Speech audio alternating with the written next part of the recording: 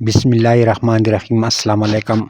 رسول اللہ صلی اللہ علیہ وآلہ وسلم نے فرمایا، عورت کن دنوں میں لازمی قربت کرنا چاہتی ہے؟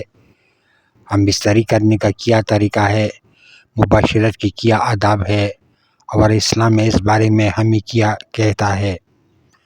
میاں بیوی کے تعلق سے کچھ ایسے مسائل ہیں جن کا جاننا بے حد ضروری ہے، مگر وہ نہیں جانتے کیونکہ دینی کتاب پڑھتے نہیں اور عالم سے مسئلہ پوچھنے میں شرم آتی ہے۔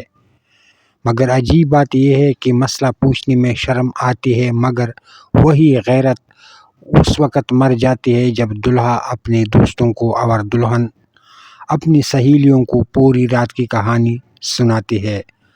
حضرت غزالی رحمۃ اللہ فرماتے ہیں، جماع یعنی صحبت کرنا جنت کی لذتوں میں سے ایک لذت ہے، اور حضرت جنید بغدادی رحمۃ اللہ فرماتے ہیں کہ انسان کو جماع کی ایسی ہی ضرورت ہے جیسے غذا کی، کیونکہ بیوی کی طہارت کا سبب ہے۔ پرانے حکماء کہتے ہیں کہ عورت میں جنسی چاہت کی 9 حصے ہوتے ہیں اور مرد میں جنسی چاہت کا 1 حصہ ہوتا ہے، لیکن کیا وجہ ہے کہ جنسی چاہت چونکہ مرد میں 1 حصہ ہوتا ہے اور مرد پھر بھی ہر وقت ہم بستری کے لیے تیار ہوتا ہے اور عورت ہم بستری کے لیے نہیں کہتی؟ اس کی کیا وجہ ہے؟ اس کی وجہ یہ ہے کہ عورت میں فطرت نے بہت زیادہ شرم و حیا رکھی ہے، اور عورت یہ بات کہنے میں بہت زیادہ شرماتی ہے۔ وہ اپنی حیات کو، اپنے 9 حصوں کو، جذبات کو دبا لیتی ہے اور شرم و حیا کی وجہ سے کہہ نہیں پاتی۔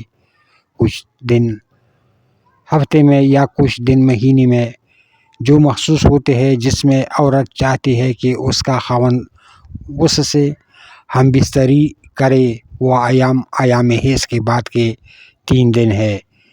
اس میں عورت چاہتی ہے کہ وہ اپنے مرد کے ساتھ ہم بستری کرے، لیکن حالت حیض میں یعنی ماہواری میں جمع کرنا بالکل حرام ہے۔ حائض عورت سے شرمگاہ میں جمع کرنا حرام ہے، اس لیے کہ اللہ کا فرمان ہے، آپ سے حیض کے بارے میں سوال کرتے ہیں، کہہ دیجئے کہ وہ گندگی ہے۔